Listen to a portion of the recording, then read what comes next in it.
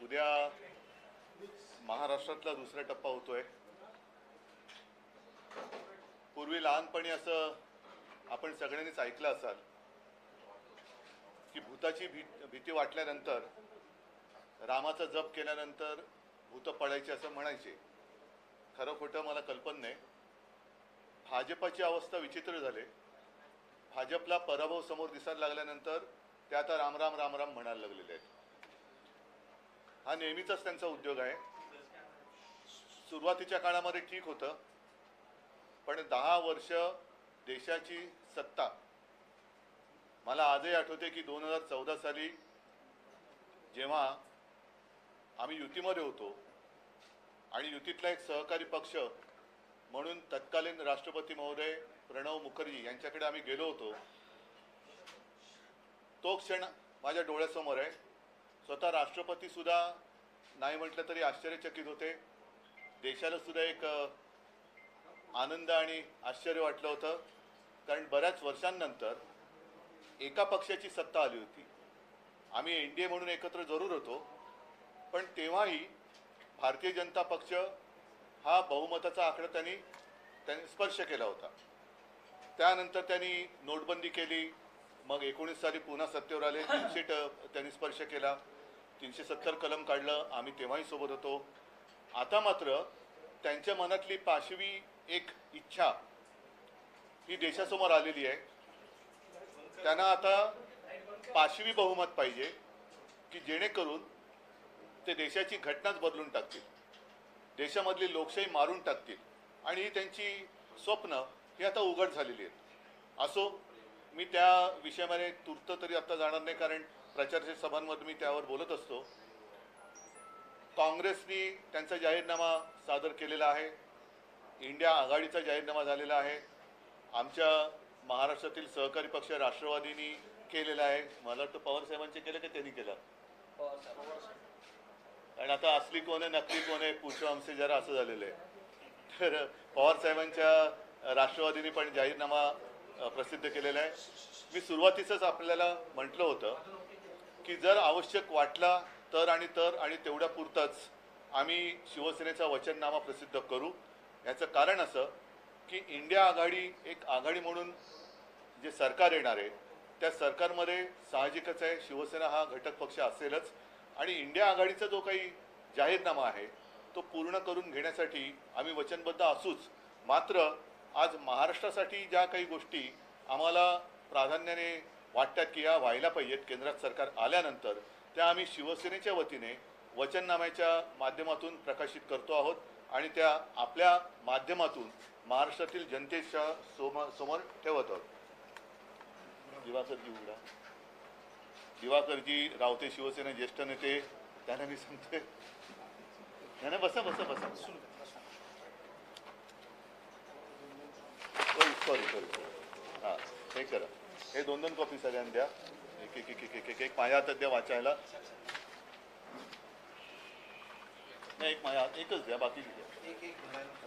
कागद जरा फारच सुळसुळीत केलेलं आहे, तर हां ठीक आहे, एक असा आणि एक ठेवा ना असा, हा बाजूला हा वचननामा।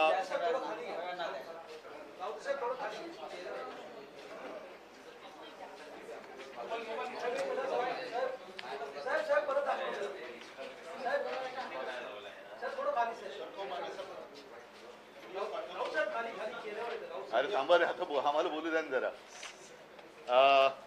या वचननाम्याच्या सुरुवातीला शिवसेना, मी आता उद्धव बाळासाहेब ठाकरे असं वेगळं म्हणण्याचं कारण नाही, कारण दुसरी ती एसंशी अशी काहीतरी शिवसेना आहे, बरोबर ना? एक आहे ती एसंशी अशी शिवसेना, त्या एसंशी सेनेबद्दल मी बोलत नाही, मिंदे सेनेबद्दल बोलत नाही। एसंशी सेना जर शिल्लक असेल तर त्यांचा जाहीरनामा ते देतील, पण मी शिवसेनेच्या वतीने एक जनतेला विनंती केली की आपले आशीर्वाद असू द्या, आणि आशीर्वाद कशासाठी असू द्या त्याच्याबद्दल आम्ही एक थोडक्यामध्ये त्याचं विवेचन केलेलं आहे। आणि नंतर मात्र जे वचननाम्यातले ठळक मुद्दे आहेत ते मी आपल्यासमोर मांडू इच्छितो।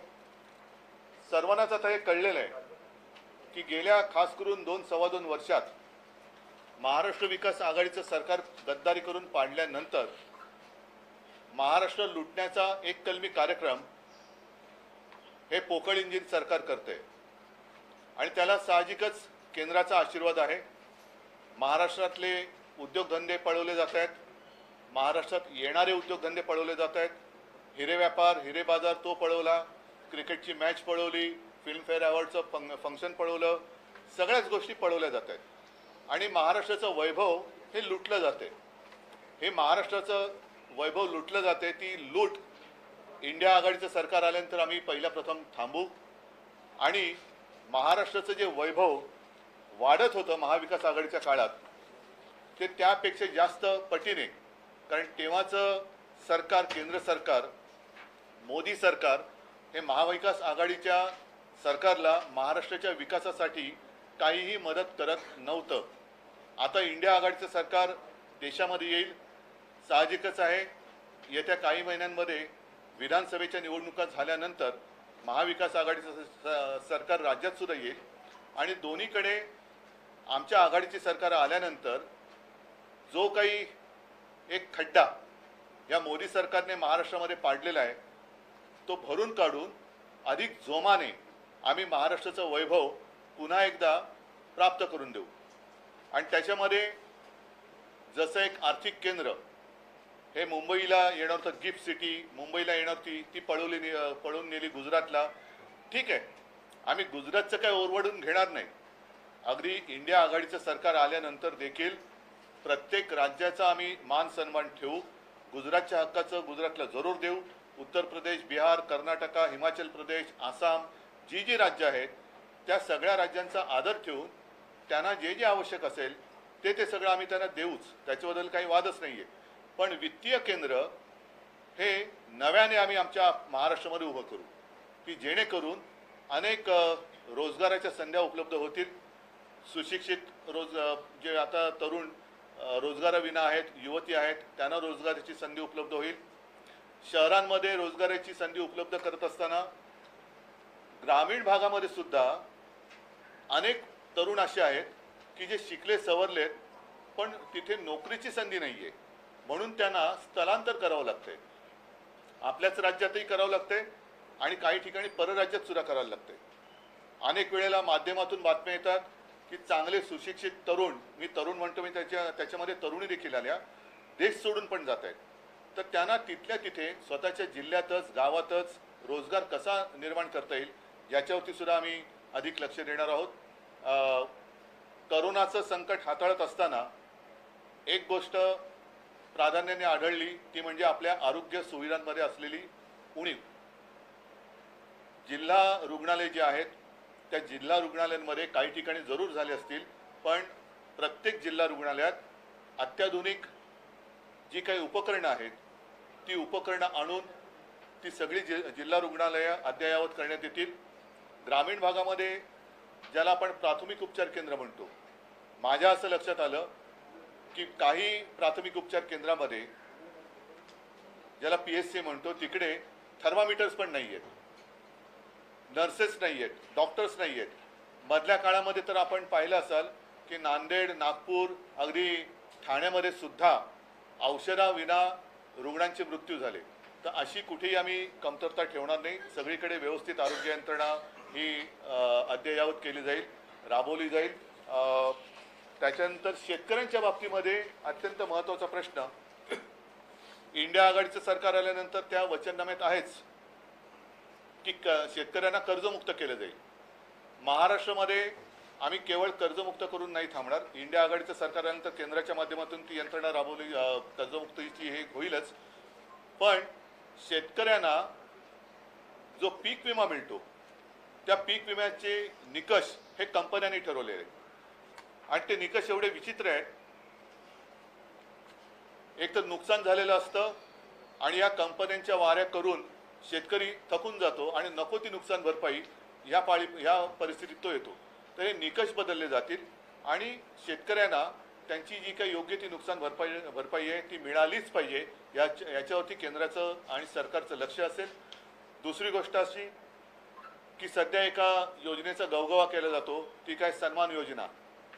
शेतकऱ्यांनीच मला ते एक सांगितलं होतं की अहो साहेब, आमच्या अगदी खतं आहेत, बी बियाणं आहेत, इतर जी काही उपकरणं आहेत, अवजारं आहेत, ट्रॅक्टर आहे, वीज पंप आहे, ह्या अनेक गोष्टींवरती GSTच्या माध्यमातून केंद्र सरकार आमच्याकडनं पैसा घेतं आणि आम्हाला फक्त 6,000 रुपये वर्षाला देतं.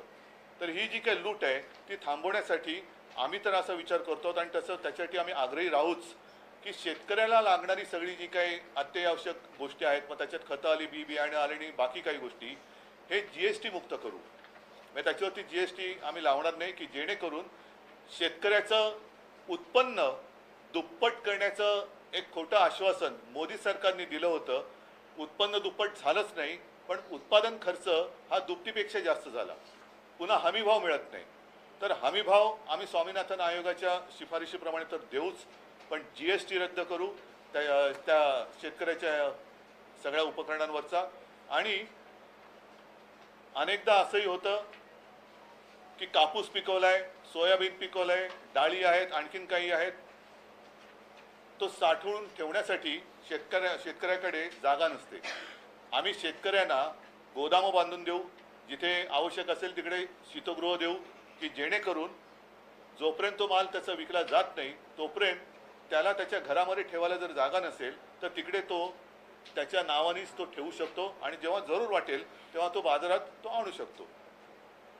सर्वांना माहिती आहे की मी मुख्यमंत्री असताना एक वेगळी कल्पना राबवण्याचा प्रयत्न केला. ज्याला मार्केट आहे तेच उत्पादन काढायचं, तेच पीक घ्यायचं, म्हणजे जे विकेल ते पिकेल. आणि त्याच्यासाठी माझी एक कल्पना होती, कृषी खात्यामध्येच एक रिसर्च म्हणजे सर्वे करणारं केंद्र स्थापन करायचं की जगभरामध्ये पुढच्या वर्षी कशाला भाव आहे, कशाला डिमांड आहे, देशभरामध्ये कोणत्या पिकाला उद्या मागणी असणार आहे, आणि तसं शेतकऱ्याला एक मार्गदर्शन करून ते पीक घ्यायचं की जेणेकरून शेतकऱ्याला बाजारभाव नाही, हमी भाव नाही म्हणून कपाळावरती डोक्याला हात लावून बसण्याची वेळ येणार नाही. तर शेतकरी ज्याला उद्या ज्या मालाला मागणी आहे तेच पीक घेईल आणि त्याला हमखास भाव मिळेल, अशी सुद्धा आमची एक मांडणी आम्ही करणार आहोत की जेणेकरून शेतकरी हा कर्जमुक्त झाला पाहिजे. कर्जाच्या म्हणजे वडिलांचं कर्ज असतं, त्याच्यातच मुलाचा जन्म होतो, मग मुलगा मोठा होतो, त्याच्या डोक्यावरती कर्ज चढतं, मग त्याच्या मुलाच्या डोक्यावरती कर्ज, म्हणजे तो कर्जातच जन्माला येतो आणि कर्जातच त्याचं निधन होतं. बऱ्याचदा दुर्दैवाने कर्ज फेडू शकत नाही म्हणून तो आत्महत्या करून आपलं जीवन हे संपवून टाकतो. म्हणून शेतकरी हा एक केंद्रबिंदू आम्ही ठेवतो आहोत. बेकारीची समस्या आहे त्याच्याबद्दल सुद्धा मी सांगितलं की उद्योग स्नेही असं वातावरण राज्यामध्ये जे सध्या नाही आहे, आमच्या काळात होतं. अनेक MOUs आम्ही केले होते, काही प्रमाणात गुंतवणूक प्रत्यक्षात आली पण होती. हे गद्दारांचं सरकार आल्यानंतर ही गुंतवणूक थांबली किंवा ती पळवली गेली. तर परत एकदा उद्योगस्नेही वातावरण निर्माण करू. जास्त परवानग्यांची कटकट ही उद्योजकाला लागता कामा नये आणि त्याच बरोबरीने आम्ही पर्यावरण स्नेही हे उद्योग आणू. पर्यावरण स्नेही म्हणजे अनेकदा आपण पाहिलं असाल की काही प्रकल्पावरनं मोठमोठी आंदोलनं होतात. जसं जैतापूर होतं, आता मध्ये नाणार झालं, आता बारसू आहे, मग वाढवण बंदर आहे. असे विनाशकारी प्रकल्प हे आम्ही राज्यात यायला देणार नाही, जेणेकरून पर्यावरणाचा किंवा लोकांच्या आरोग्यावरती दुष्परिणाम होईल असा कोणताही प्रकल्प आम्ही राज्यात येऊ देणार नाही. आणि सगळ्यात महत्त्वाचं म्हणजे की ह्या परवानग्यांमध्ये घटनेनुसार जी एक संघराज्य पद्धती आपल्या देशाने अवलंबली आहे. मी मागेही बोललो होतो की संघराज्य ह्याचा अर्थ की केंद्र आणि राज्य यांना एक समान अधिकार असतील आहेत घटनेमध्ये. फक्त देशाच्या बाहेरील गोष्टी आणि आणीबाणीजन्य परिस्थिती याच वेळेला केंद्र सरकार त्याच्यामध्ये हस्तक्षेप करू शकेल. आता सध्या जे एकाधिकारशाही चाललेली आहे, सगळं काही एका हातामध्ये, ही एकाधिकारशाही आम्ही मोडून काढू आणि स्थानिक स्वायत्त स्वराज्य संस्था आहेत, राज्य आहेत, मग महापालिका वगैरे सगळ्या त्याच्यात आल्या, त्यांच्यामध्ये सत्तेचं विकेंद्रीकरण करू. म्हणजे प्रत्येकाला त्यांचे जे काही अधिकार आहेत, कारण प्रत्येक ठिकाणी लोकप्रतिनिधी असतात, त्या लोकप्रतिनिधींना काही अधिकारच ठेवले नाही आणि सगळं काही मी आणि मीच असं होणार असेल तर ती हुकुमशाही असेल आणि ती हुकुमशाही मोडून काढण्यासाठी आम्ही या सत्तेचं विकेंद्रीकरण करू. त्याच्यानंतर आणखीन एक महत्त्वाचा प्रश्न तो म्हणजे सध्या कर दहशतवाद चाललेला आहे. वाटेल त्याच्यावरती धाडी तर पडतायत, राजकारण्यांवरती तर टाकतातच आहेत, पण व्यापाऱ्यांवरती पडतायत. त्याच्यामध्ये छोटे मोठे व्यापारी उद्योजक सगळेच हे बेजार झालेले आहेत.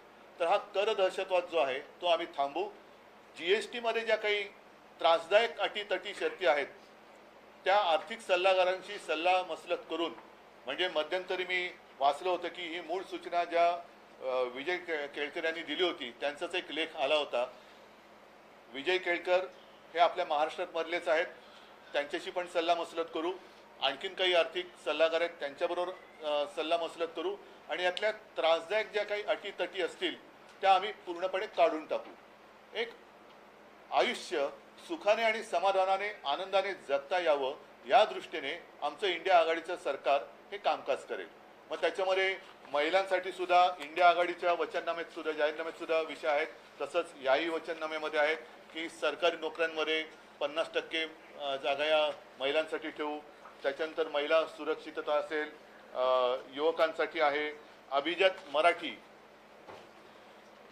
मी तर सरळ सरळ सांगेन की महाराष्ट्राबद्दल आणि मराठी भाषेबद्दल केंद्राच्या मनात आकस आहे, म्हणून इतके वर्ष मागणी करूनही 10 वर्ष मोदी सरकारने मराठी भाषेला अभिजात भाषेचा दर्जा दिलेला नाही आहे. तर तो आम्ही नक्कीच मिळवून देऊ हे सुद्धा या निमित्ताने सांगतोय. आणि उद्योगधंदा सामाजिक सुरक्षा पण आहे, आर्थिक रचनेचं बद्दल सुद्धा केलेले आहे. सगळ्यात महत्त्वाचं म्हणजे जेव्हा राज्यामध्ये युती सरकार होतं त्या युती सरकारच्या काळात 5 जीवनावश्यक वस्तूंचे भाव आम्ही स्थिर ठेवले होते. आम्ही केंद्रामध्ये इंडिया आघाडीचं सरकार आल्यानंतर नक्कीच याबद्दल गंभीरतेने विचार करून 5 जीवनावश्यक वस्तूंचे भाव पुढील 5 वर्ष स्थिर कसे राहतील याच्याबद्दल आग्रही असू. कारण हे जर का नीट ठरवलं तो होऊ शकतं हे राज्य सरकारने तेव्हा दाखवून दिले. जर राज्य करू शकत असेल तर केंद्र का नाही करू शकणार. तर अशा ह्या ज्या मूलभूत गोष्टी आहेत म्हणजे बेरोजगारी आहे, शेतकरी आहे, महिला आहे, उद्योग आहे, आरोग्य आहे, याच्यावरती आम्ही इंडिया आघाडी सरकारमध्ये आग्रही राहू आणि ह्या गोष्टी आम्ही करून घेऊ. आणि परत एकदा सांगतो, संविधानाचं रक्षण करणं ही आमच्या सरकारची प्राथमिकता असेल. त्याचप्रमाणे महाराष्ट्रामध्ये महाराष्ट्राचं लुटलं जाणारं वैभव ही लूट थांबवून मराठी अस्मिता तिचा एक नाही म्हटलं तरी मी दरारा हा शब्द किती कोणाला परवडेल कल्पना नाही, पण त्या मराठी भाषेचं महाराष्ट्राचं वैभव आणि महत्त्व हे देशासाठी काय आहे हे आम्ही दाखवून देऊ. महाविकास आघाडीच्या 3 प्रमुख पक्षांनी 3 वेगवेगळे वचननामे असे जाहीरनामे ते प्रसिद्ध केलेले आहेत. मग महाविकास आघाडीमध्ये एकत्र एकजूट नाही आहे का? जाहीरनामा एक प्रसिद्ध करता का नाही महाविकास आघाडी? प्रत्येक जण प्रत्येकाचा वेगळा पक्ष आहे. आम्ही आघाडी केली म्हणजे पक्ष एकमेकात विलीन नाही केलेले. ज्या वेळेला आम्ही शिवसेना आणि भारतीय जनता पक्षाची युती होती त्याही वेळेला भाजपचा एक जाहीरनामा किंवा थापानामा वेगळा होता आणि आमचा वचननामा हा वेगळा होता. बसा ना खुर्ची. जातीय जनगणना संदर्भातला जो उल्लेख आहे तो तुमच्या मते शरद पवार, मी तुम्हाला हेच सांगितलं की सगळ्यांमध्ये सगळे विषय हे प्रत्येकाने मग फक्त कव्हर बदलून छापलं असतं तर काय झालं असतं. आम्हाला ज्या काही गोष्टी अशा वाटल्या ज्या महाराष्ट्राच्या दृष्टीने महत्त्वाच्या आहेत याच्यामध्ये आरक्षणाच्या बाबतीत आम्ही म्हटलेलं आहे की 50% आरक्षण 50%च्या वरती जायचं असेल तर लोकसभेमध्ये ते मंजूर करावं लागतं. खरं म्हटलं तर आज बहुमत गेले 10 वर्ष मोदी सरकारकडे होतं आणि सगळ्यांनी त्यांना पाठिंबा दिला असता, पण दिल्ली सरकारचे अधिकार काढून घेण्यासाठी मोदी सरकारने कोर्टाच्या निर्णयाच्या विरोधात जाऊन ते मंजूर करून घेतलं. तसं आरक्षणाच्या बाबतीत त्यांनी जर का हा प्रस्ताव आणला असता तर आम्ही आमचा पाठिंबा दिला असता. त्याच्यामुळे मला असं वाटतं की काँग्रेसचा एक जाहीरनामा आहे, इंडिया आघाडी म्हणून आहे, प्रत्येक प्रादेशिक पक्षाचा एक जाहीरनामा आहे, तसाच आमचा सुद्धा आहे. आणि इतर गोष्टींना आता जसं ते धार्मिक मुद्द्यावरून आम्हाला शिकवत आहेत, आम्ही जय भवानी हा शब्द मी म्हटलं मी काढणार नाही, पण भाजप मात्र आता पराभवाच्या भीतीने राम राम राम राम करायला लागलेला आहे. मला असं वाटतं त्यांचं आम्ही जातो आमच्या गावा आमचा राम राम घ्यावा ही परिस्थिती आलेली आहे, म्हणून त्यांना ते करू द्या. सर, काँग्रेसचा आणि जो जाहीरनामा आहे त्याच्यामध्ये त्यांनी युवकांना किती रोजगार देणार तसा आकडा दिला की 30 लाख युवकांना 10 लाख युवकांना. तुमच्या जाहीरनाम्यामध्ये आकडा नाही तुमच्या मी जाहीरनाम्यामध्ये. आकडा आहे, पण मी तुम्हाला काय म्हटलं की पहिल्यांदाच म्हटलं होतं, मग हे 2 पानाचा का मी काढला? देशाची निवडणूक आहे आणि त्याच्यामध्ये आकडा काय आहे सांगा ना. 1 वर्षात 30 लाख सरकारी आणि सार्वजनिक क्षेत्रातील उपक्रमात नोकर भरती करून तरुणींना रोजगार उपलब्ध करून देणार. बरोबर आहे, पण त्या पलीकडे सांगतो की शेवटी आम्ही एकत्र तिकडे राज्यकारभार बघणार म्हटल्यानंतर साहजिकच आहे प्रत्येकाचे जाहीरनामे तेव्हा समोर ठेवून त्यानुसार वेगळे पण त्याच्यात काय जर असेल तर त्याच्यावरती तो पक्ष अधिक लक्ष देईल. नाहीतर एक सामूहिकपणाने जो इंडिया आघाडीचा वचननामा आहे किंवा जाहीरनामा आहे त्याच्यावरती आम्ही मिळून काम करू. संदर्भात आपण सुरक्षेसंदर्भात देखील या जाहीरनाम्यात म्हटलेलं आहे की एचआयटी चॅट बोर्डसारख्या अत्याधुनिक तंत्रज्ञानाचा वापर केला जातो. तो नेमका कसा असणार आहे? तुम्ही मत द्या ना, मग सांगतो. सर याच्यामध्ये हे म्हटलं की मराठी भाषेला अभिजात दर्जा देण्याचा प्रयत्न जो आहे तो देखील केला जाईल. हा मुद्दा जो आहे तो गेल्या अनेक वर्षापासून आहे आणि आम्हाला असं वाटलं होतं की जेव्हा आम्ही 2014 आणि 2019ला यांना पाठिंबा देऊन आमची जी आता फसगत झाल्याचं लक्षात आलंय, आम्हाला असं वाटलं होतं की आम्ही पाठिंबा दिल्यानंतर मोदी सरकार ते करेल, पण मोदी सरकारच्या मनात महाराष्ट्राबद्दल आणि मराठी भाषेबद्दल आणि भवानी मातेबद्दल सुद्धा आकस आहे हे आता दिसतंय. कारण मोदीजी इतर सगळ्या मंदिरात गेलेत, पण अजून मला नाही वाटत तुळजाभवानीच्या मंदिरात कधी गेलेत. मी राम मंदिरात का गेलो नाही हे अमित शहा जाहीर सभेत विचारतात, तर मी आज जाहीरपणे विचारतोय मोदीजी किंवा शहा हे अजून माझ्या तुळजाभवानी मातेच्या मंदिरात का गेले नाही हा महाराष्ट्राच्या मनातील प्रश्न आहे. आणि मग त्यांनी मला प्रश्न विचारावा. आणि राम मंदिरामध्ये जेव्हा अयोध्येमध्ये हा सोहळा चालला होता तेव्हा तुमच्या सगळ्यांच्या साक्षीने मी नाशिकच्या काळाराम मंदिरात गेलो होतो, पण अद्याप परत एकदा सांगतो आता तर महाराष्ट्रामध्ये ते अनेकदा येत आहेत. मी काळाराम मंदिरात जाणार म्हटल्यानंतर हे घाईघाईने झाडू घेऊन मंदिरात पोहोचले होते, पण तसं तुळजाभवानीच्या मंदिरात मोदीजी किंवा शहाजी अद्याप आलेले नाहीत. विषयी आंदोलन वगैरे केले, पण पर्यावरणाविषयीच्या जाहीरनाम्यामध्ये काही उल्लेख नाही. मी आत्ता बोललो ना तुम्हाला, जे घातक प्रकल्प आहेत त्याच्याबद्दल आम्ही म्हटलेलंच आहे, दिले ना तो. जे विनाशकारी प्रकल्प आहेत, प्रदूषण वगैरे त्या पर्यावरणाचा मुद्दा इंडिया आघाडीच्या सरकारमध्ये पण आलेला आहे जाहीरनाम्यात आणि काँग्रेसच्या पण आलेला आहे. पण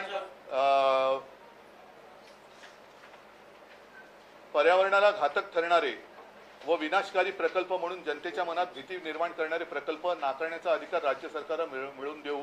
आणि आम्ही परत एकदा जाहीर सांगतो की बारसू रिफायनरी असेल किंवा वाढवण बंदर आहे, जैतापूर बारसू हा विनाशकारी प्रकल्प उदाहरणार्थ जैतापूर बारसू वाढवण यासारखे पर्यावरण आणि जनजीवनास घातक ठरणारे प्रकल्प आम्ही महाराष्ट्रात येऊ देणार नाही.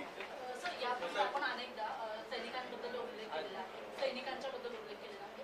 आपली शिवसेनेची अग्निवीर या योजनेबद्दलची नेमकी त्याच्यात काँग्रेस आणि इंडिया आघाडीच्या जाहीरनाम्यात दिलेलं आहे.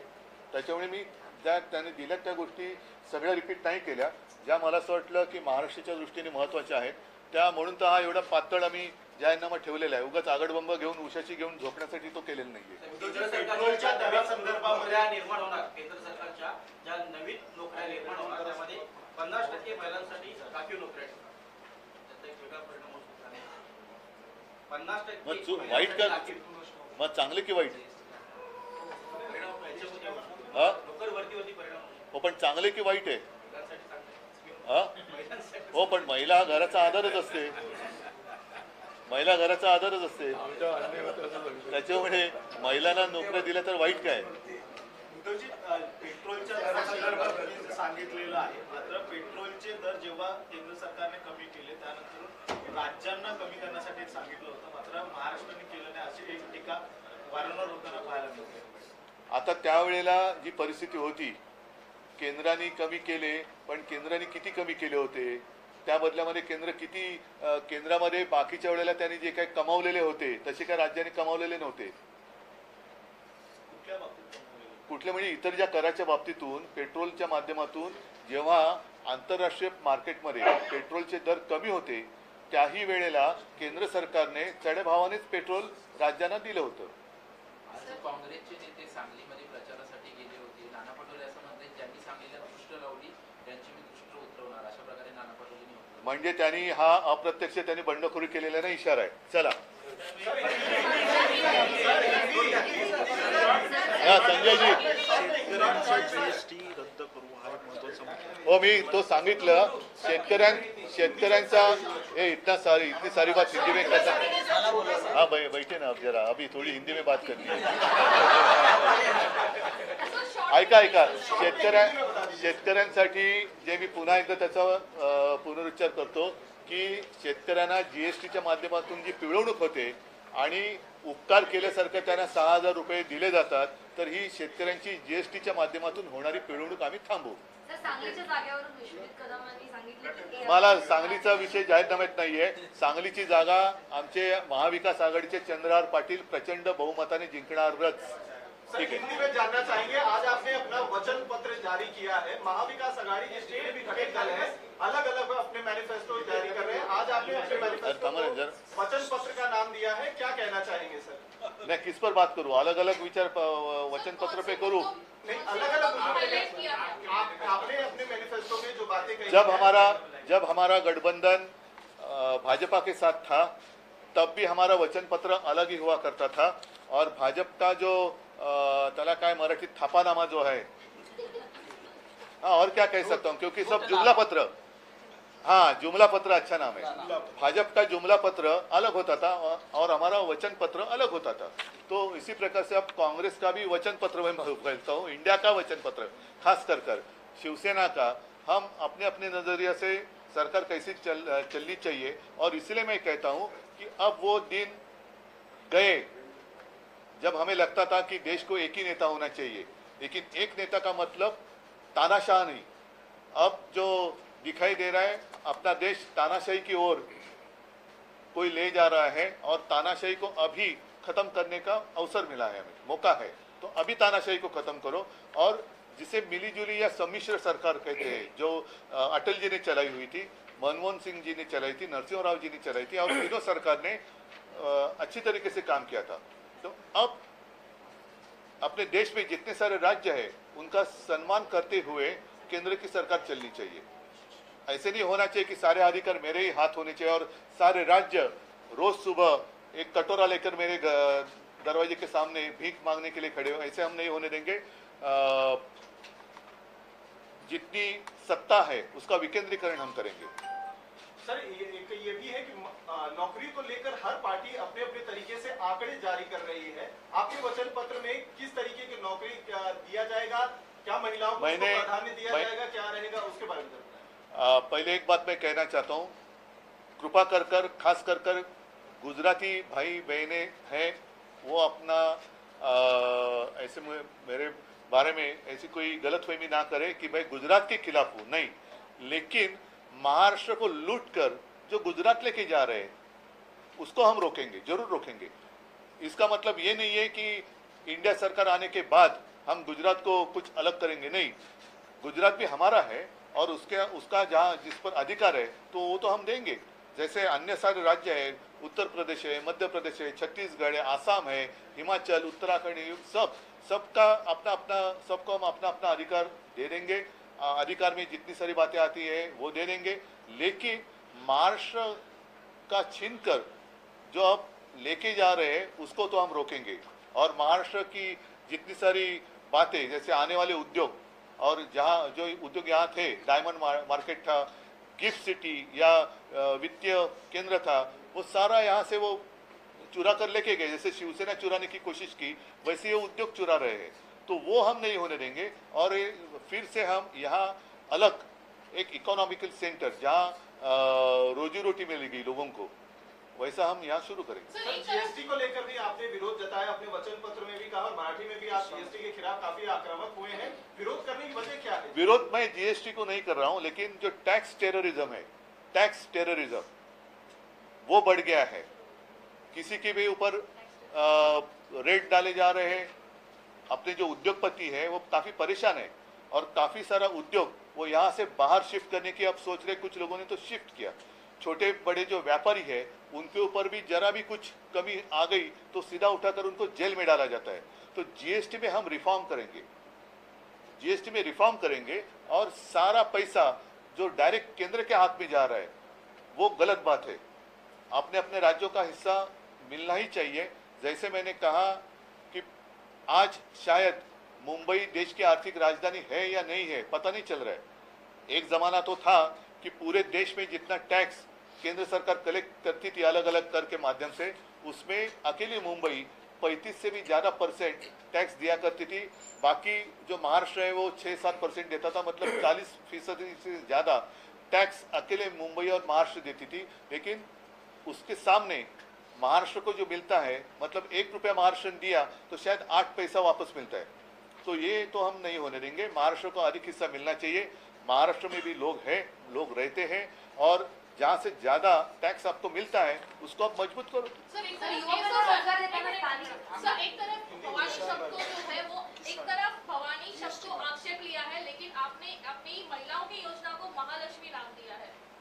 तो फिर इन पर तो मैं क्या गलत कर रहा हूँ? मैंने क्या गलत किया है?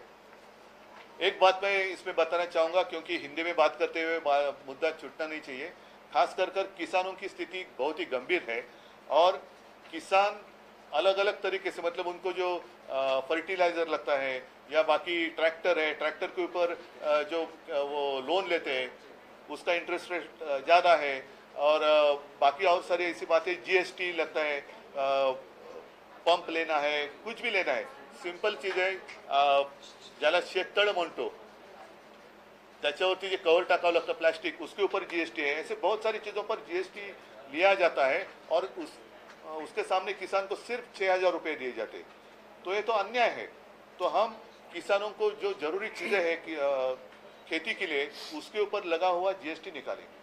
कर्नाटक की सरकार ने जो है सर ओबीसी के हिस्से का जो आरक्षण था वो लेकर मुसलमानों को दे दिया गया है, ओबीसी के साथ अन्याय कर रही है कांग्रेस, ऐसा प्रधानमंत्री नरेंद्र मोदी ने आज भाषण दिया है। आप इस पर देखो, मोदी जी एक मैंने कहा ना, बचपन में कहते थे कि अगर कहीं पर भूत दिखाई जाए, देखा तो नहीं मैंने कभी, लेकिन ऐसे लगा तो राम राम राम राम राम राम बोलो।